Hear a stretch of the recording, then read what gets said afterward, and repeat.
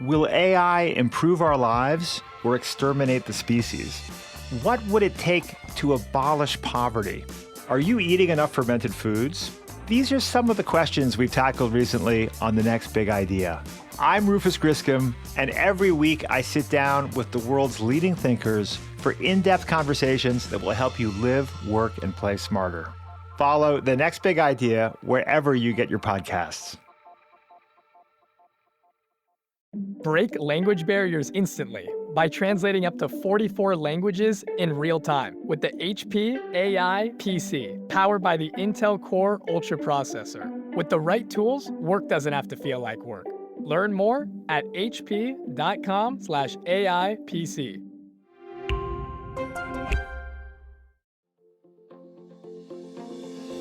Hello, my friends, and welcome to another exciting episode of Negotiate Anything. This show is produced by the American Negotiation Institute, and with over 5 million downloads and listeners in over 180 countries, listeners just like you have made this the #1 negotiation podcast in the world. Hi, my name is Kwame Christian, and I am the founder and CEO of the American Negotiation Institute. Here at ANI, we believe that the best things in life are on the other side of difficult conversations, and we are passionate about providing you with the best content that will help you to make your difficult conversations easier, both at work and at home. Lastly, I want to remind you that we offer consulting and conduct trainings, both virtually and in person, all around the world. Our focus is in 3 main areas. First, negotiation and conflict resolution. Second, leadership. And lastly, diversity, equity, and inclusion.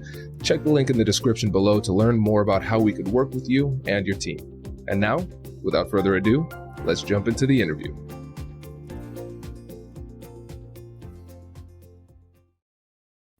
Craig, thanks for joining us today. Thank you, Kwame. Very nice being here.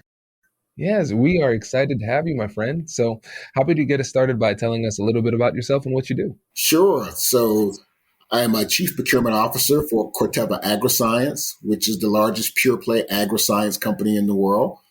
At Corteva, I have responsibility for all of the procurement function, including facility services and corporate real estate, which encompasses sourcing and supply of goods and services from over 140 countries in support of our businesses. And my entire career I've spent in the procurement and supply chain space with experiences with DuPont, Eaton Corporation, Delta Airlines, Honda of America Manufacturing, and John Deere. So I've spent my entire career in this space and have really enjoyed every minute of it. That's fantastic. And Craig, I didn't realize too that you were at Honda of America. I was there too for a while in their legal department as a lowly summer associate, but I was there. So you had the white top and white pants as well. I called them the pajamas, and yes, I did, and they were fantastic. It was the best uniform. I've been telling my team we're going to bring the Honda white uniform to the American Negotiation Institute, but they're not interested. It makes going to work every day really easy. Exactly. Well, fantastic. I'm excited for this. Today, we're going to talk about procurement negotiation strategy and really getting down into it. And we had a great conversation about this last week or a couple of weeks ago. So one of the things that was interesting about the conversation was just realizing that strategy in many cases has almost become a lost art. And when we're thinking about negotiation strategy as it relates to procurement, what would you say is what are the most important things for us to know? Like, where should we start?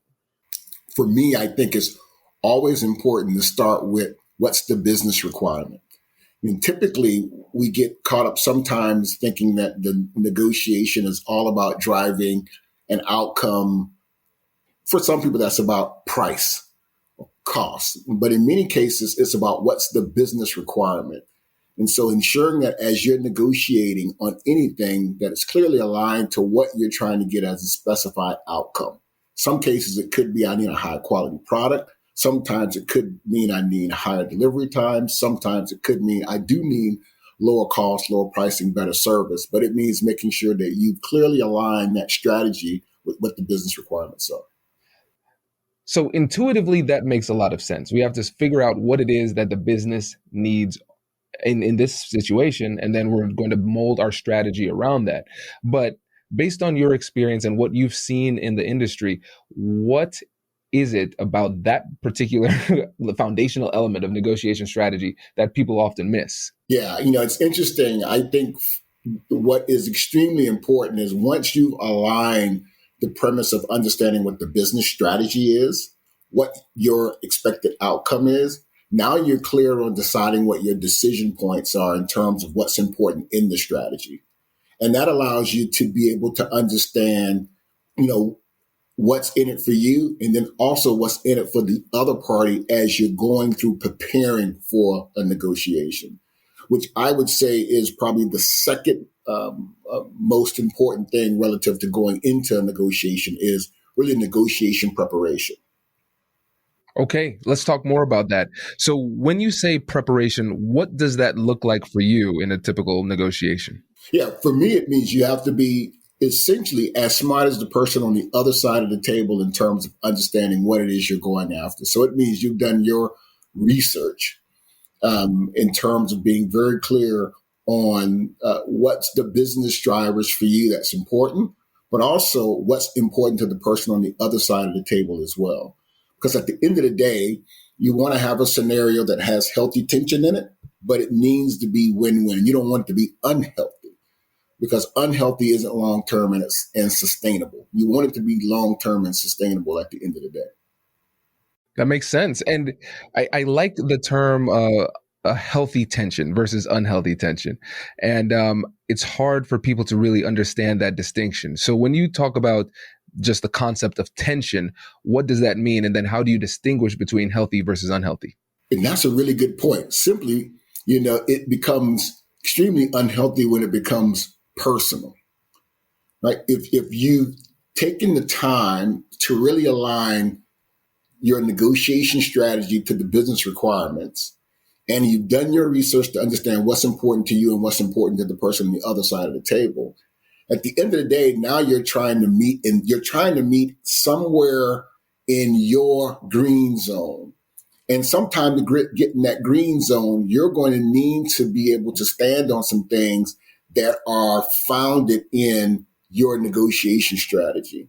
And that's what will drive that tension. But when it becomes outside of the strategy, it becomes more so personal, which negotiation can become very personal very quickly. Then it becomes more unhealthy than healthy. Because when it's healthy, you're standing behind data, facts, information, strategy, a specific business outcome that's very clear. When it becomes unhealthy, then it becomes, this is what I want and the reason why I want it. And, doesn't matter what you want at the end of the day. Absolutely. That makes so much sense. And I think sometimes it's hard for people to distinguish between the two in themselves because they're so close to it. They don't have the proper perspective. And that, to me, demonstrates one of the many benefits of negotiating on a team, right? Because sometimes somebody can get really wrapped up in it. They get very emotional, those type of things. And then they think they're making a right decision and they think it's logical, but really it's their emotions driving the train. Absolutely. And that's why I say negotiation preparation is so key. So getting your team in a room to run through those scenarios and making sure that you're all aligned on what's important, because the last thing you want to do is to come back with a solution or requirement or recommendation and then it not meet in expectations because you hadn't taken the time to make sure that you've taken that 360-degree view on what's important and ensure that you've balanced the roles and responsibilities in the room when you're talking about going into a full-blown negotiation. Absolutely. And listeners, I know you've heard me say this a million times, but here's one more. If you go to our website, AmericanNegotiationInstitute.com/guide, you can get access to all of our free negotiation preparation guides that'll walk you through strategically preparing for your negotiations. It's over 15 free guides and the price point is pretty solid. So make sure you check that out. There's a link in the description below. And Craig, when you think about the way that you prepare, when you're thinking strategically with your team, going through and thinking through what it is that you're going to do, and sometimes more importantly, what it is you're not going to do at the negotiation table, what would you say are the core elements of effective preparation? Yeah. Like I said, the very first thing is you really have to get smart. And I always start with this getting smart. And getting smart means you really have to do your research and you have to look at all sides of the equation. Second piece of this is really if you're negotiating on a product, good, or service, really making sure that you've gone through and you've pulled together a really robust, what I would call category strategy that really outlines your short, mid, and long-term expectations. And this is what you're looking for. And what are those external influences and impacts? And what are the internal influences and impacts on what you're looking for? And then third and final, now taking a look at the potential solution providers or your supplier strategies against that to then help you formulate, now here's my go-to-market strategy. Based on all this information and data, these are the things that I'm now going to drive that are going to help me win and achieve the overall outcome and output that's going to allow me to achieve my immediate, mid, and short-term business goals. That makes sense. And this reminds me of one of the classic quotes from the military. I forget who said it first, but they say, no plan, no strategy survives first contact with the other side, right? And so when we think about strategy, yes, we want to take the time to create our strategy, but then we also have to recognize that strategy will change through the process of negotiation. And so when you're in that situation, how do you know when it's time to tweak your strategy in the flow, like as the conversation is going along? That's why it's very important to listen, because in a negotiation, you will pick up so much information that will be informative to your baseline assumptions that you built into your overall strategy. And in listening and picking up that information, it will inform you of a couple of different things. It'll either confirm your assumptions and expectations of the direction in which you're heading, or it may tell you you haven't considered everything.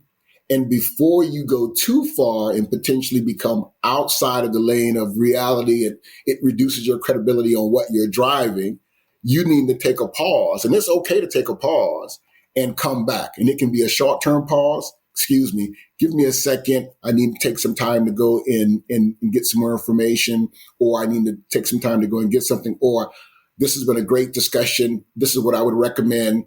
Let's table it right now, and let's come back in a week based on what you've talked about. Here's some other things I want us to consider, and I want you to have some more time to think about that. You have to find great ways and opportunities to put the perfect bow in a position that allows you to maintain the position in which you're holding in the conversation, but also allows you to be able to pick up and drive forward faster. Sometimes in listening, it'll tell you now's the time to close, because if you continue too far, you can put yourself at a disadvantage because the other side can now start to take it personal, which means what you thought you could get, you won't get now because they won't be as receptive. And so listening is a very important process in the negotiation, because you learn and pick up so much that allows you to be able to tweak and adjust your strategy as you go forward. Does your company invest in professional development training? If you believe that your team would benefit from a negotiation workshop, all you need to do is go to our website, fill out the workshop request form, and then we'll set up a time to chat. These workshops are completely customizable, and we've done them all around the country. Negotiation and conflict resolution skills are beneficial across all professions, but they're especially useful in procurement, purchasing, sales, sourcing, and contract management. Our calendar is filling up quickly, and we even have some workshops scheduled for next year. If you think you might want one, I'd suggest reaching out soon so you don't miss out. Check out the link in the description to learn more, and we will be right back after this. Introducing the HP AI PC, your powerful AI assistant.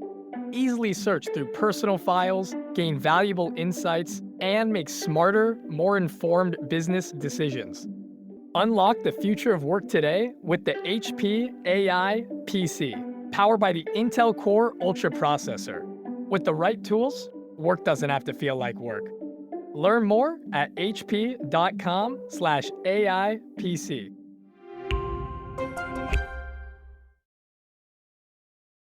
Now let's talk about the pause for a little bit, because that's such a critical part of the process, but I think a lot of people miss it. And the reason why they don't feel comfortable injecting that pause, saying, "Hold on, let me think about this, let me call this person, or let's table this and let's talk about it later." One of the things that I hear a lot is that they're afraid of losing face in front of the other side. They feel as though it makes them look weak. They feel as though it makes them look unprepared. And so for you, when you want to inject that little bit of time so you can make a better decision and think things through, how do you do it in a way that still makes sure that the other side doesn't look down upon you for doing so? Yeah. For me, you have to curve it towards where you are in the conversation. And you have to find those points that allow for it to be natural. The situations have changed. You know my position. I've heard your position. I'll tell you what, let's take a little bit more time. You go back internally and have discussions. I'm gonna do the same. And then let's come back to the table in X days and finalize our discussions. It's a perfect way to not give up anything. They're not giving up anything, but it allows you to put some time in the process to go back and adjust your strategy accordingly. Because in many cases, as you mentioned earlier, things change quickly. And as you want to get as smart as possible, no one's as smart as the news that happens in the moment, right? And so you have to be able to pivot on that as well. So negotiation is art and science, and that's the art side of it. Science side is the data and the information. The art side is understanding when you should hold them, know when to fold them, know when to walk away, know when to run. That's right. I love it. I love it. Now, with your time working with different procurement teams, let's focus in on those internal negotiations, because there's so much focus on external negotiations with suppliers, with vendors, those type of things. Oftentimes, the hardest negotiations people have are within their own company. So they have the negotiations within their team on the procurement team, and then they also have negotiations with their internal business clients. So tell us about how the negotiation strategy applies for those internally directed conversations. Yeah, and it's interesting because in many cases, internally, sometimes it depends on, are you both aligned on what's important for the company, function, or the division? And so that alignment is really what you're trying to drive. And when you get aligned on here is what the strategy is and what we're driving for, now it becomes, how do you satisfy that? And that's the tricky part of you having the discussion and dialogue, because there are a lot of ways to get to the end result. What you're trying to do is get aligned on the direction and the pathway that we're going to go on together to make that happen. And what I found that really allows that to work the best is you have to have those discussions before you're talking about a negotiation or a sourcing event. These strategic discussions should be happening as a part of the strategic planning process. So here are the things that we're driving for as an entity, it's a company or a division or a function. And here's the reason and rationale why. And here are the ways we can get there. And so let's have discussions around the decision criteria, what's important for you, what are the things you want to achieve. And then let's align on the set of data that we're going to utilize, and let's walk this path together. Walking the path together allows both to have skin in the game in the process and have input on how you're walking the path together to get to the end result. And many times I've seen the discussion start with, hey, I want to go out and do X, Y, and Z because I think this is important.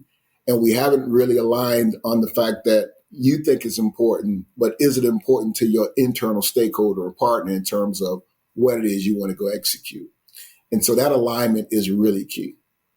Absolutely. And one of the things to pay attention to is the concept of timing. And you mentioned this. You want to have these conversations before the actual negotiation event is occurring, because let's think about the impact of time and pressure, the impact that has on the different dynamics of the conversation. So you could go about the conversation in a very thoughtful, respectful way, and you could utilize a perfect strategy, but implemented at the wrong time. So you have that important conversation, but you have it either during or right before the negotiation event. And then people internally, your internal business client, they respond poorly to this because they didn't have enough heads up, right? And so it's not enough to just have the conversation. Like you said, you have to make sure you have it in a timely manner.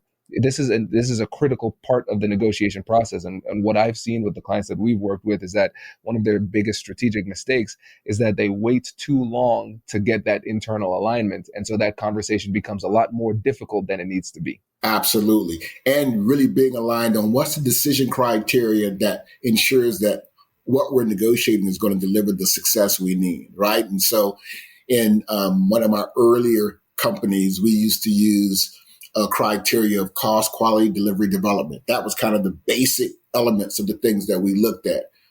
But we didn't weight it the same with every negotiation we went into. It was what was important with that relationship, with the business requirements, with the functions needs that really drove the overall weighting in those discussions. And then it allowed you to really be able to drive a different discussion and get everyone aligned on the process, the value, the strategy, and the role related to how we're going to execute and negotiate a potential opportunity.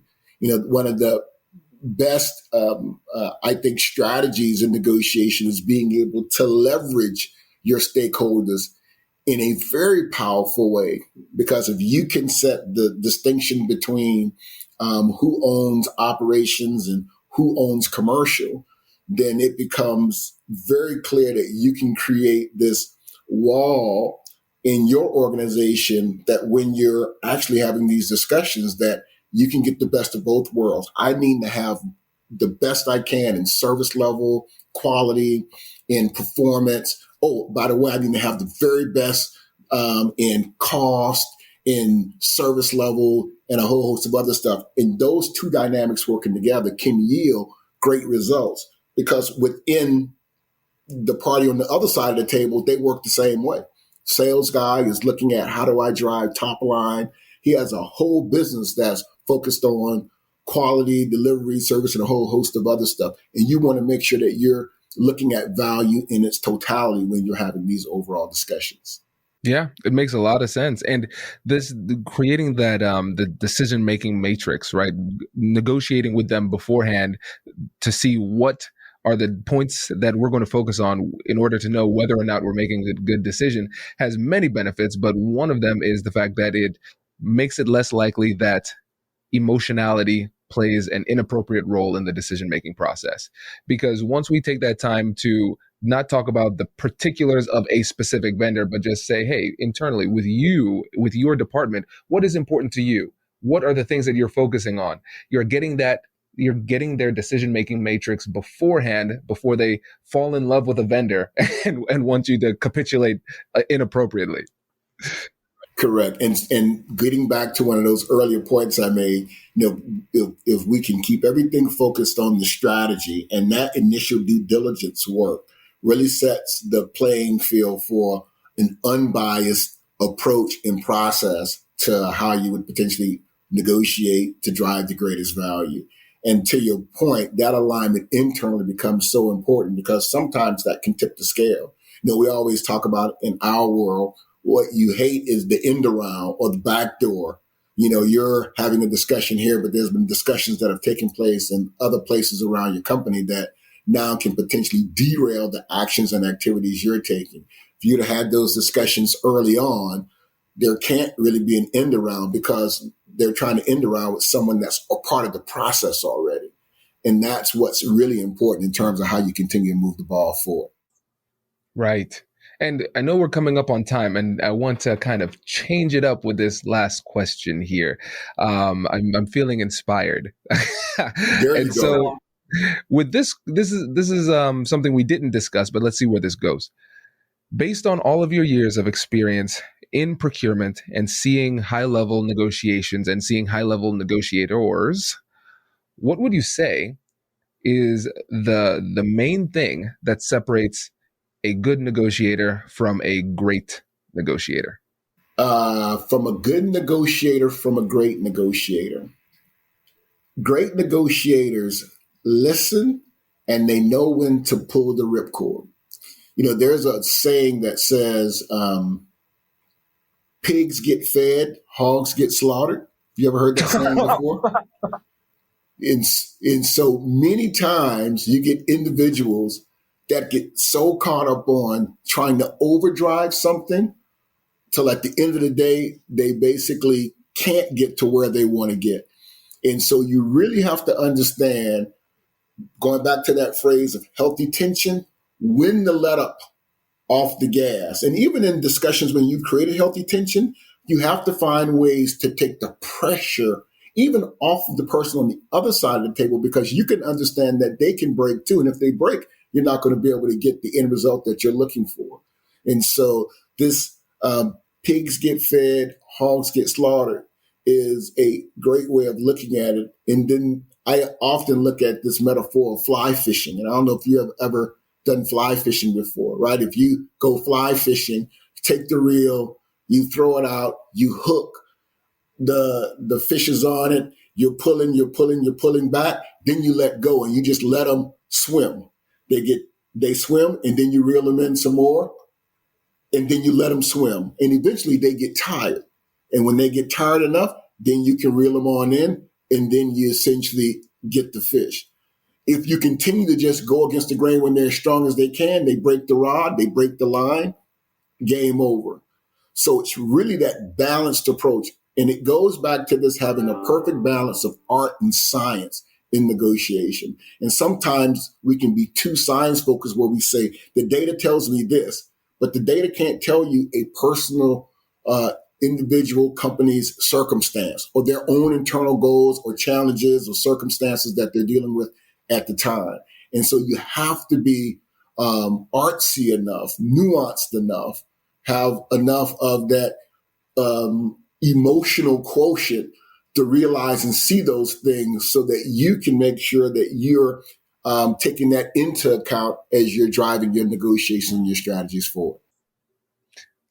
That is a phenomenal way to end this interview, Craig. I really appreciate it. Thanks for taking time and sharing your wisdom with us. My pleasure. Really appreciate it. Congratulations, you've just joined an elite club. By listening to a full episode, you're now officially on the Negotiate Anything team. So welcome aboard. What most team members do is they subscribe to the podcast because that allows them to automatically get the latest episodes of the show. The best things in life lie on the other side of difficult conversations. Keep learning, keep practicing, and keep getting better. Your relationships will improve, your career will soar, and you'll have the confidence you need to get the most out of these crucial conversations.